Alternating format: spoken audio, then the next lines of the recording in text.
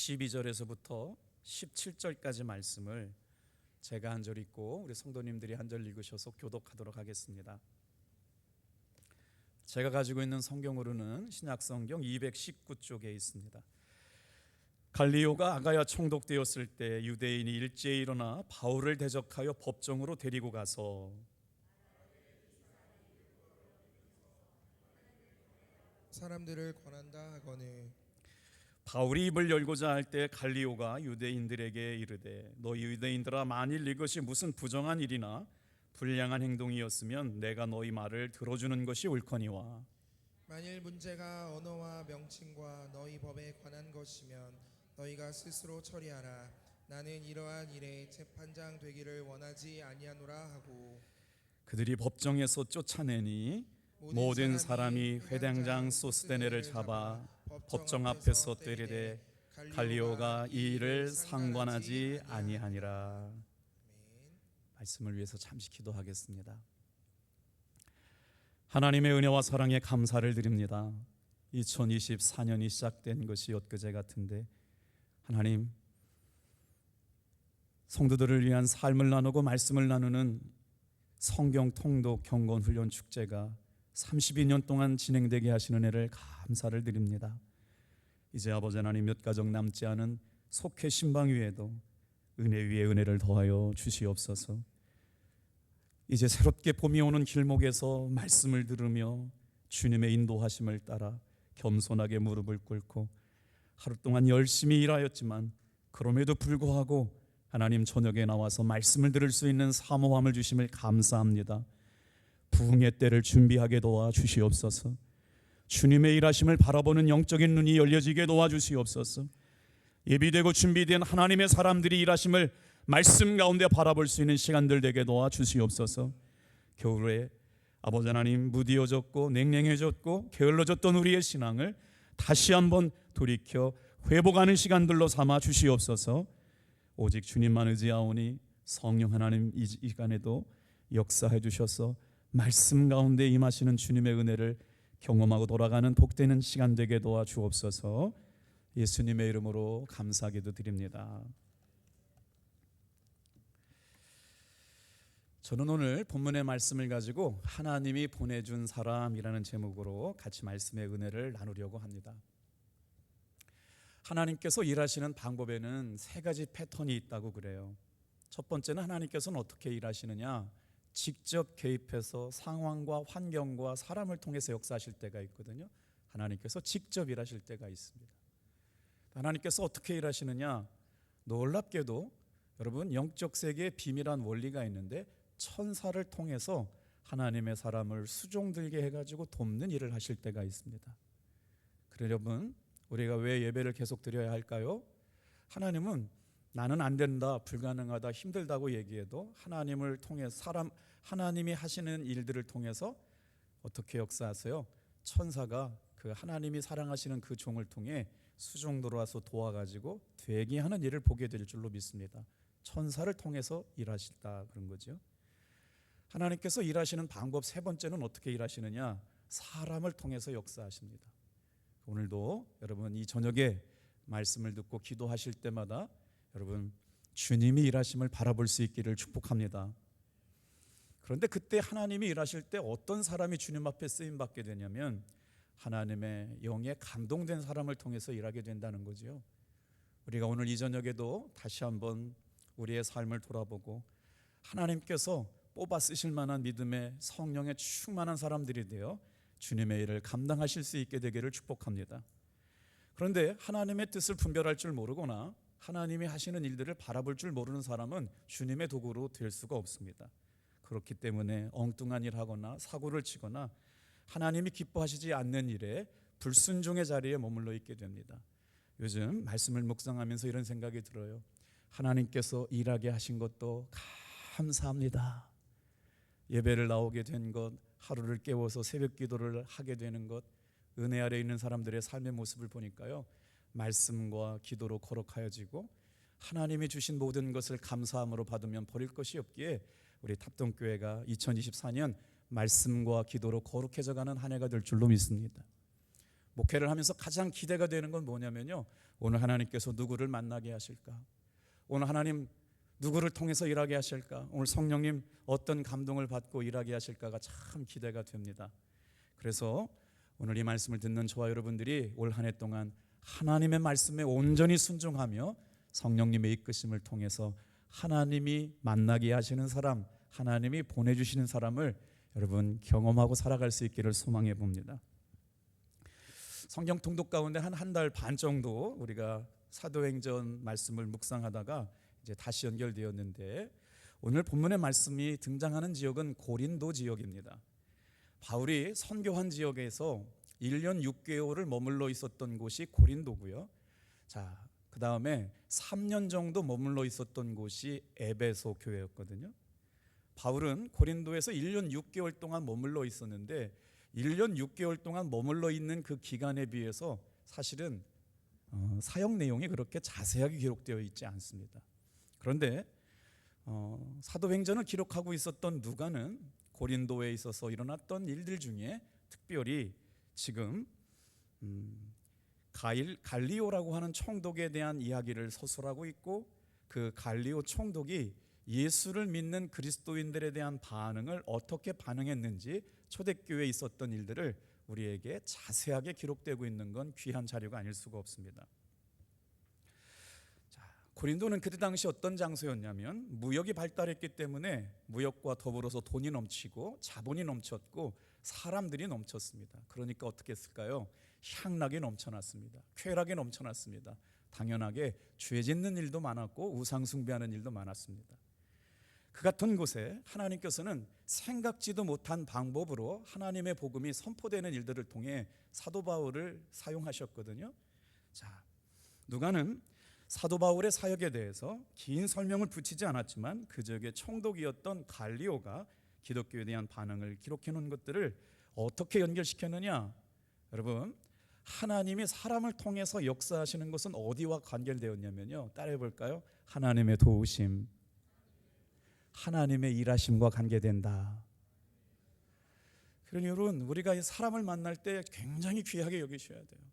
하나님은 오늘도 우리에게 보내준 사람을 만나게 하시고 만날 만한 사람을 돕게 하시고 돕는 사람을 통해서 길을 열어주시고, 어머니가 기도할 때마다 우리 자녀들의 인생이 배움의 길이 열려지게 될 줄로 믿습니다.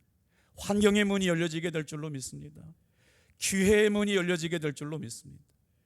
목회를 하면 할수록 깨달아지게 되는데요, 여러분 용서하고 들어주세요. 저도 이제 은퇴가 얼마 남지 않았습니다. 웃으셨어요, 장로님. 이거 목사님이 이렇게 젊은데 은퇴가 얼마 남으셨냐 그랬더니요, 제가 따져보니까 16년밖에 안 남았더라고요. 자원 은퇴하면요 12년밖에 안 남았어요. 65세에 자원 은퇴할 수가 있으면 조만간에 저도 은퇴할 때가 왔더라고요. 정신 바짝 났어요. 정말 하나님께서 기회 주셨을 때, 은혜 주셨을 때, 주님께서 말씀의 은혜를 나누고 복음의 은혜를 나누고 사랑하는 성도들과 삶을 나눌 수 있는 기회가 정말 더 귀하게 여겨졌더라고요. 안 믿으시는 눈치예요. 젊게 봐주셔서 감사해요. 자, 볼까요? 하나님의 보호하심과 하나님의 손길과 관련되어 있던 말씀을 어디서 찾을 수 있냐면 10절 말씀에서 같이 한번 읽어보겠어요. 같이 읽어요. 시작. 내가 너와 함께 있음에 어떤 사람도 너를 대적하며 해롭게 할 자가 없을 것이, 이는 이 성중에 내 백성이 많음이라 하시니라. 성경 말씀을 읽을 때는 문맥과 맥락을 통해서 우리가 말씀에 분별하게 되는데, 은혜를 깨닫게 되는데요, 여러분 하나님께서 지금 이때는요 직접 사도 바울에게 말씀해 주시는 거예요. 성령을 통해서 뭐라고 말씀하시느냐? 다 같이 한번 위로받으세요. 내가 너와 함께 있음에. 어려운 일 많잖아요. 억울한 일 많잖아요. 힘들 일 많잖아요. 속장님들 속회 신방을 하면서 깨달아지는 게요, 그렇게 모이기가 어렵대요. 그래서 속장님들이 끙끙끙끙 앓면서 속원들에게 모이자 기도하자 하면서 목사님 마음이 생각났다고 하시는 분들이 계세요. 여러분, 내 힘 가지고 하려면 얼마나 어려운 줄 모릅니다. 그런데 성령의 충만함을 통해서 기도하며 영혼 사랑의 마음을 가지고 순종할 때마다 여러분 이런 음성이 들려지게 될 줄로 저는 분명히 믿습니다. 내가 너와 함께 있어. 아멘이시죠? 오늘 이 저녁에 우리가 어떤 말씀을 듣기 위해서 주님 앞에 나왔습니까? 주님께서 하나님의 사랑하시는 사람들을 통해서 일하시길 원하시는데 뭐라고 말씀하고 있어요? 낙심하고 있을 것 같고, 두려워하고 있을 것 같고, 불안해하고 염려하고 어쩔 줄 몰라 하는 사람들을 향하여 주님께서 천사를 통해 말씀하시는 거예요. 내가 너와 함께 있어. 어떤 사람도 너를 대적하지 못하게 하리라. 할렐루야. 새로운 한 해가 시작되고 큰 꿈과 비전과 계획을 세웠는데 2달이 지나고 나니까 벌써 낙심한 거 아니에요? 벌써 좌절하고 아이고 안 돼 뭐 이렇게 낙심하고 절망하고 있는 거 아니에요? 저는 지금 어디에 가 있냐면 5월 26일에 가 있어요. 정말 여러분 기도해 주세요. 그날 새생명 대축제 결산하는 날인데요. 이거 방송 나가도 되겠습니다만 강사를 섭외했는데 누굴 섭외했냐면요, 윤복희 권사님을 소개했는데 응답이 없어요. 저는 윤복희 권사님을 너무 사랑했고 존경했고 꼭 한번 모시고 싶었어요. 제가 건축할 때 너무나 어려워가지고요, 이렇게 춘천에 회의가 있어가지고 운전을 하고 가다가 어떻게 윤복희 권사님의 노래를 들었거든요. 가는 내내 한 2시간 동안 차에서 울었던 경험이 있어요. 그래서 목회하면서 꼭 한번 윤복희 권사 누군지는 아시죠? 여러분 혹시 모시길 원하시는 분들은 좀 함께 기도해 주세요. 이제 거의 다 됐고 이제 스케줄 정리되면 연락을 준다고 그랬는데 아직까지 연락이 안 오고 있는데 여러분 기도해 주시면 연락 줄 줄로 믿습니다. 별로 안 믿으시는 눈치네요. 기도해 주세요. 기도해 주세요. 정말 은혜가 되고요, 아주 복음적이고 은혜가 넘치는 권사님 모시고 싶은데, 그런데 성령님께서 사도 바울을 위로하시면서 어떤 사람도 너를 대적하지 못하리라, 어떤 사람도 너를 해치지 못하리라, 이 말씀을 천사를 통해서 사도 바울이 들었다면 마음에 불이 일어나지 않았겠어요? 우리 자녀들 걱정하고 미래 걱정하고 진로 걱정하고 사업의 어려움 걱정하고 건강 염증하면서 우리가 하루도 염려 없이 근심 없이 살아가지 못한 날들이 많은데 성령님께서 사람을 통해서 지금 역사하시려고 말씀을 주시는데 뭐라고 그러냐? 내가 너와 함께 있으리라. 너를 대적할 사람이 없다. 너를 해칠 사람이 없다. 그러니까 뭐라고 말하라고요? 이 성중에 내 백성이 많다. 여러분 여기서 지금 힌트를 발견하게 됩니다. 사도 바울에게 소개시켜 주실 사람이 누구일까? 사도 바울의 목회 사역을 도우려고 조치해 놓은 사람이 있다는 거예요. 오늘 딱 2사람만 묵상하게 될 텐데, 자, 하나님께서 이 성중에 백성이 많다고 말씀하셨는데 그 첫 번째로 이해될 사람이 갈리오라고 하는 사람이에요. 아마 여러분 이 갈리오라고 하는 사람은 로마에서 파송된 여러분 고린도 총독이었기 때문에 자신이 하나님의 사람처럼 쓰임받는 도구가 될 거라고 하는 생각은 절대로 못했을 거예요. 자기가 하고 있는 일이 무슨 일인지도 모르고 그냥 일했는데 결론적으로 보니까 하나님께서 갈리오를 사용하셔서 사도 바울을 돕는 열매가 됐다는 거죠. 사랑하는 성도 여러분, 만남의 축복이 이와 같습니다. 우리가 이 저녁에 나와서도 말씀 듣고 주님이 주시는 생각을 붙잡고 이 생각을 붙잡고 기도할 때마다 그 사람이 그런 일도 통해서 나를 도울 줄 모르지만 하나님이 보내신 사람은 자기가 어떤 일 하는지도 모르고 주의 복음을 위해서 선한 역사로 쓰임받게 되는 사람이 될 줄로 믿습니다. 하나님의 종을 보호하시기 위해서 하나님은 사람을 보내셨어요. 그리고 나서 하나님의 사람이 하나님의 사명을 감당할 수 있도록 보호하시는 은혜, 사람을 통해서 일하시는 놀라운 주님의 일하심이 있다는 거예요. 자, 갈리오 총독을 만나게 하시는데 갈리오는 로마에서 고린도로 파견된 총독이었어요. 그때 당시의 상황이 이제 12절부터 13절 나오는데 무슨 생각을 갖고 있었냐면 그때 당시에 아주 이상한 소문을 내고 다니는 눈에 가시 같은 유대인들에게 아주 눈에 가시 같은 존재가 있었거든요. 사도 바울을 재판에서 사형에 구원해 줄 사람이 새롭게 총독에 부임하게 되는 것들을 보게 되면서 유대인들이 부탁하는 내용이 12절 13절입니다. 우리 같이 한번 읽어볼게요. 시작.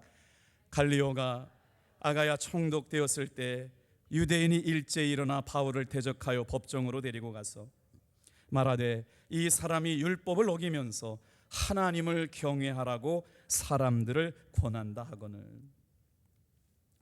유대인의 법에는요, 율법을 잘못 가리키는 사람이 있으면 사형시키게 되어 있어요. 유대인들이 볼 때 여러분 사도 바울은 이단자예요. 가만 놔두면 안 돼요. 죽여버려야 될 사람이에요. 눈에 가시 같은 사람이었거든요. 그런데 유대인들이 그럼 사도 바울을 재판하거나 사형을 집행하지 못한 이유는 뭐냐?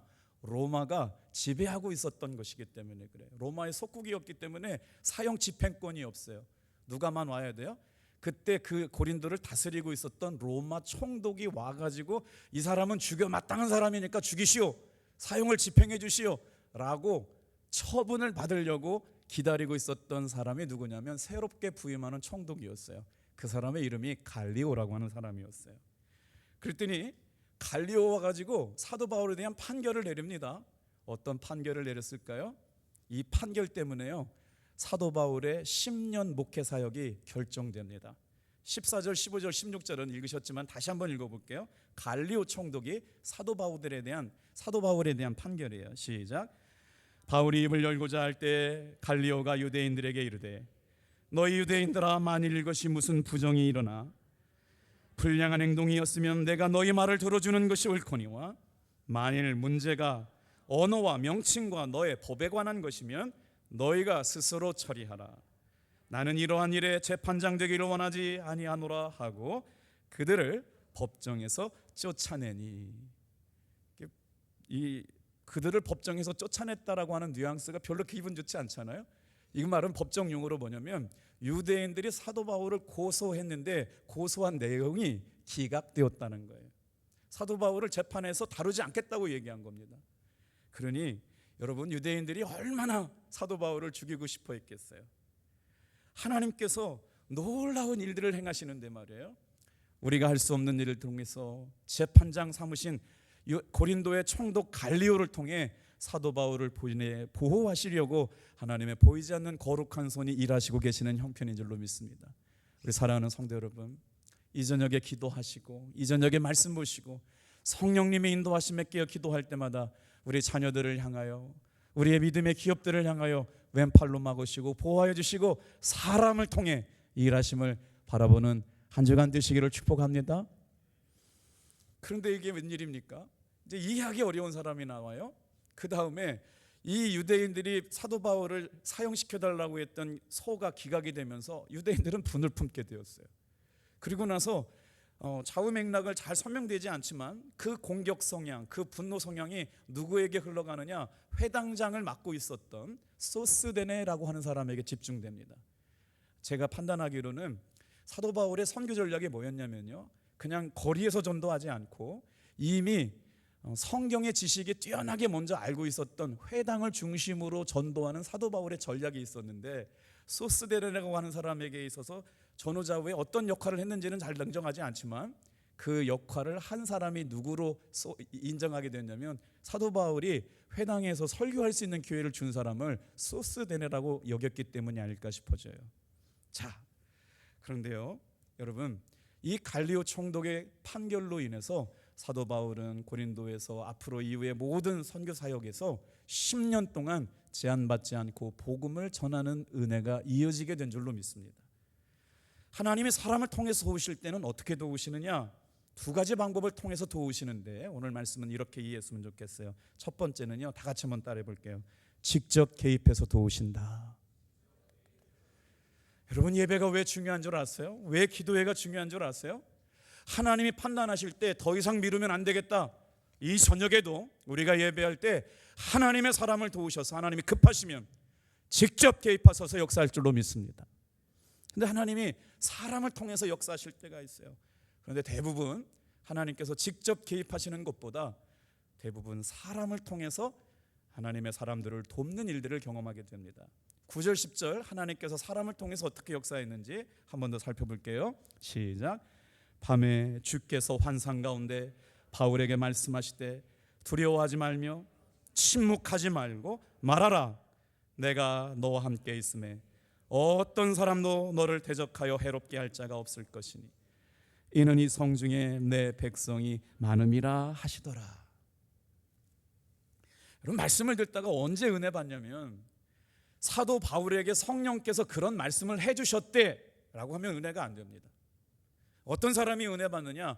사도 바울에게 주신 천사의 말씀이 나에게 주신 말씀으로 받아들일 때 은혜가 됩니다. 우리는 여러분 어떻게 해야 되느냐? 환상 가운데 음성은 듣지 못했지만 말씀을 통해서 주의 음성을 듣습니다. 지금 이 시간이 사도 바울이 들었던 말씀을 나에게 주시는 말씀으로 받는 거예요. 두려워하지 말아라. 침묵하지 말아라. 그리고 전하라. 사랑하는 성도 여러분, 이 성에는 하나님의 백성이 아직도 많습니다.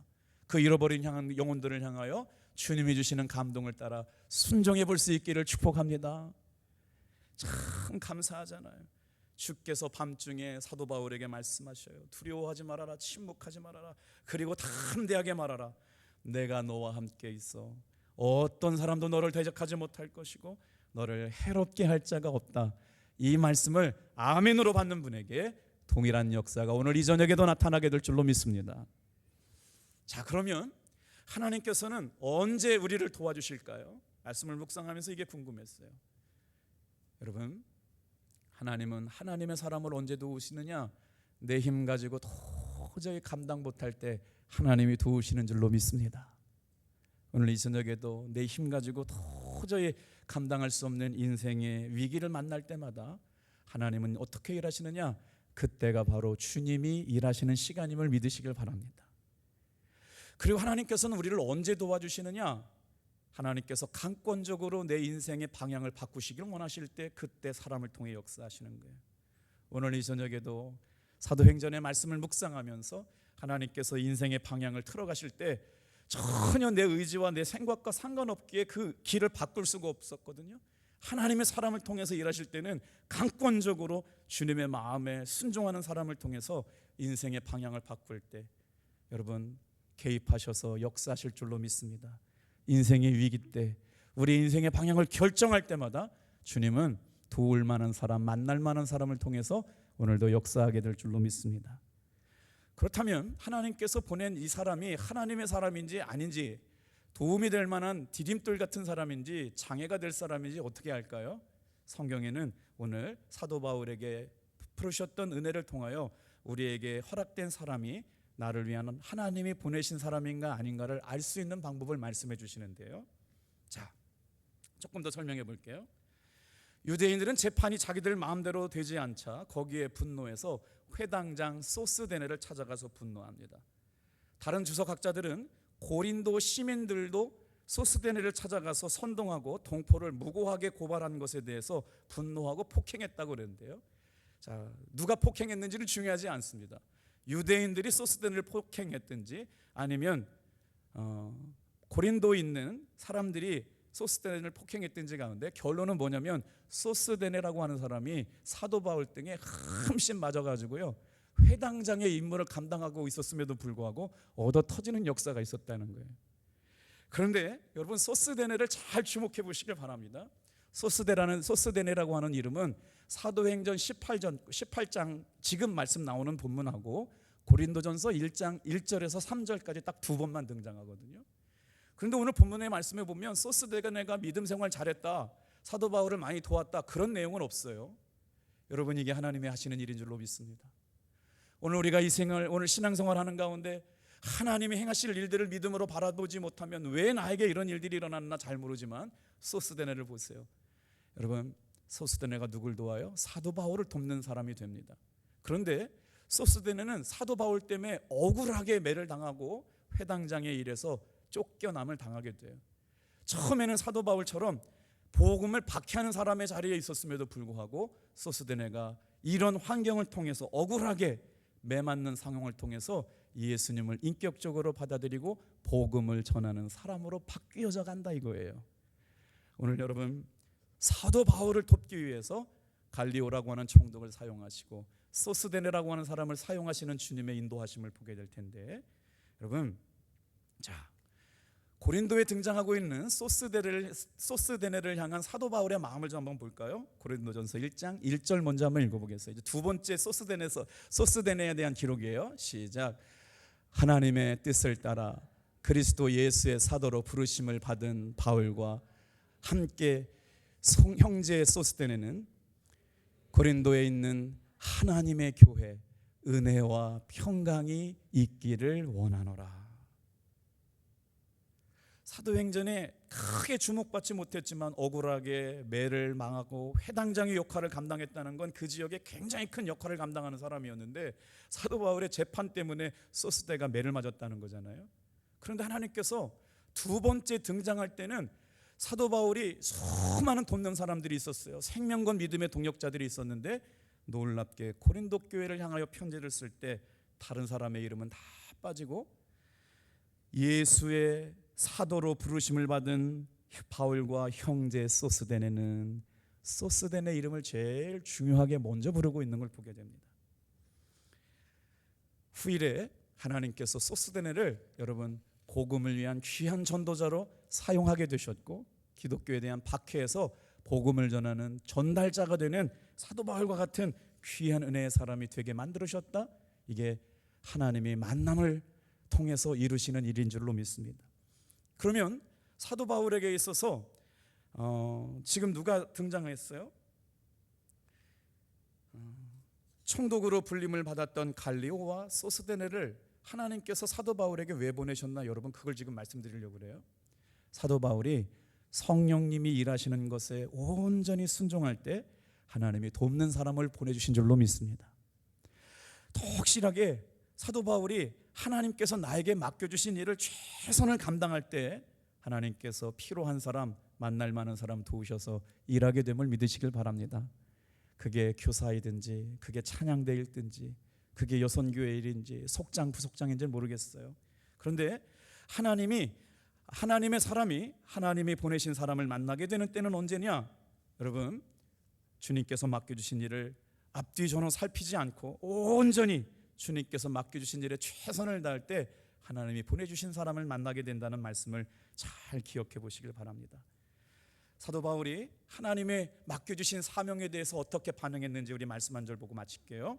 자, 사도행전 20장 24절 말씀에 사도 바울이 주님께서 맡겨주신 일을 얼마나 지극정성으로 순종했길래 만날 만한 사람을 만나게 하시고 도울 사람을 붙여주셨는지 우리 한번 이 말씀 좀 같이 한번 읽어볼게요. 시작. 내가 달려갈 길과 주 예수께 받은 사명 곧 하나님의 은혜의 복음을 증언하는 일을 마치려 하면은 나의 생명조차 조금도 귀한 것으로 여기지 아니하노라. 사랑하는 성도 여러분, 복음은 전부이거나 아무것도 아니거나 랍니다. 오늘 이 저녁에 나와서 말씀을 듣기를 사모하시는 사랑하는 성도 여러분, 우리가 주님 앞에 받은 사명, 은혜의 복음을 증거하는 일에 자기의 생명을 걸겠다고 고백한 사람들을 통해서 사람을 보내시고 만나게 하시고 주의 역사를 이루어갈 줄로 믿습니다. 전부가 되지 아니하면 아무것도 아니라는 거예요. 예수의 생명, 하나님께 받은 사명, 은혜의 복음을 증언하는 일에 생명 건 사도 바울이 주님께서 맡겨주신 일에 전심으로 순종했더니 하나님이 도울 사람을 만나게 하시고 함께 일할 사람을 만나시고 전혀 상관도 없었던 갈리오를 선택하시고 소스데네를 통해서 일하게 하시며 주님의 일을 돕는 동역자가 되고 협력자가 되게 하신 것처럼 이 저녁에 우리 사랑하는 성도님들의 삶에 그런 은혜가 넘쳐나기를 주님의 이름으로 축복합니다. 기도하겠습니다.